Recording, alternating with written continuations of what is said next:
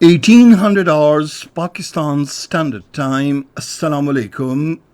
This is Radio Pakistan. The news read by Daman Zaman. The headlines. The Prime Minister believes that Pakistan will successfully come out of the current difficult situation caused by the climate-induced floods with the cooperation of the international community. The chairman Dubai Port World, in a meeting with the Army Chief, donated $2.5 million in the Army Flood Relief Fund, saying the United Arab Emirates stand with Pakistan in this time of distress. The Provincial Disaster Management Authority Sindh establishes Emergency Operations Centre to facilitate donors in the relief and rehabilitation of the flood affectees. The Indian troops in the fresh act of state terrorism martyred to Kashmiri youth in Kupwara district today. North Korea has fired a suspected ballistic missile off its east coast. The fourth T20 international of the seven-match series between Pakistan and England will be played in Karachi this evening. And now the news in detail. The Prime Minister Mohammad Shahbaz Sharif has expressed the belief that Pakistan will with the cooperation of the international community, will successfully come out of the difficult situation it is currently facing in the wake of the flood devastation. He was presiding over an important review meeting regarding the ongoing relief work in the flood-affected areas through video link from London today. The Prime Minister apprised the meeting about his interactions with important leadership of the world on the sidelines of the recent session of the United Nations General Assembly, including the United Nations Secretary General Antonio Guterres. He said during interactions, he informed the world leaders about the disaster caused by the climate-induced rains and floods in Pakistan. The Prime Minister said the world leaders expressed sympathy and condolence for the damage caused by the floods and assured their support with utmost sincerity. He said the United Nations Secretary General assured him of convening a donors conference soon for the rehabilitation of the flood victims in Pakistan. Shahbaz Sharif said during his meeting with Bill Gates, he also discussed the matter of taking help from the World Food Programme for food of children in the flood-affected areas. During the meeting, officials of the National Flood Response Coordination Centre briefed the Prime Minister about the rehabilitation works in the flood-affected areas across the country.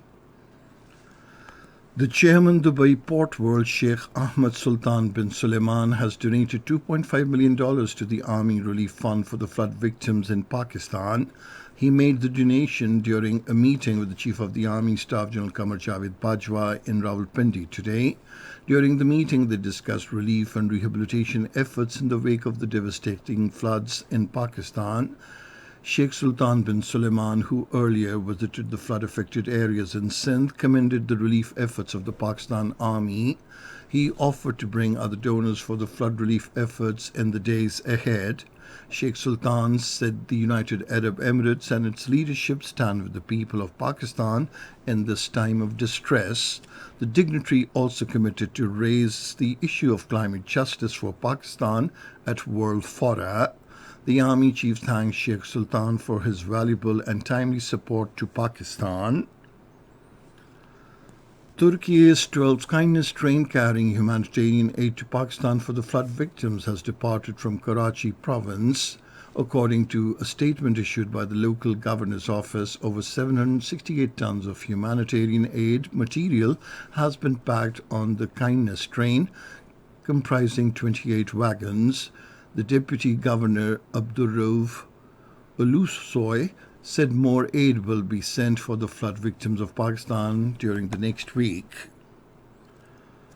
The Provincial Disaster Management Authority Sindh has established an emergency operations centre to facilitate donors in the relief and rehabilitation of the flood-affected people. In a statement, Sindh Information Minister Sharjeel Inam Memon urged the philanthropists and the welfare organizations to coordinate with the Provincial Emergency Operations Centre for guidance about their relief activities. He said the centre will connect welfare organizations and philanthropists with district administration for guidance and security. The House Damage Assessment Survey is in progress in the flood-hit areas of Khyber Pakhtunkhwa. According to the Provincial Disaster Management Authority Khyber Pakhtunkhwa, the flood survey teams, including representatives of the Deputy Commissioner Office, Communication and Works Department, Irrigation, Agriculture and Livestock Departments, are digitally collecting the data of damaged houses in the recent devastating floods and rains. The government of Khyber Pakhtunkhwa has already prepared a mobile application for collecting damages of recent floods in the province. This is Radio Pakistan. In the Indian illegally occupied Jammu and Kashmir, the Indian troops in their fresh act of state terrorism martyred two Kashmiri youths in Kupwara district today. According to Kashmir Media Service, both were slain by the troops during a so-called cordon search operation in Tekrinar area of Machil in the district. Meanwhile, the Kashmiri farmers and traders announced to shut fruit markets for 2 days from tomorrow against unnecessary hurdles created by the Indian authorities and smooth movement of fruit vehicles. Talking to the media in Srinagar, they said more than 8,000 fruit-laden trucks have been stranded on the Srinagar-Jammu highway for the past many days, risking the livelihood of around 70% population of Jammu and Kashmir connected to the industry. Two Kashmiri youth were arrested by the police in the Indian state of Rajasthan. Meanwhile, in violation of the international law governing the rights of nomadic people, the Indian authorities have banned the movement of Bakarwal families along with their livestock on the Srinagar-Jammu highway, which will severely disturb their lives. On the other hand, Kashmiris from across the United States rallied in front of the United Nations building to renew their call for implementation of the United Nations resolutions on Kashmir, exercise of inalienable right to self-determination. In the West Bank, another Palestinian was martyred while 3 others were injured today by Israeli soldiers in the northern city of Nablus. In a statement, Palestinian security sources said a young man named Assad al-Koni was shot dead by Israeli soldiers when they opened fire at a motorcycle and a car in Nablus. Another 3 Palestinians who were in the car were injured, including one in serious condition.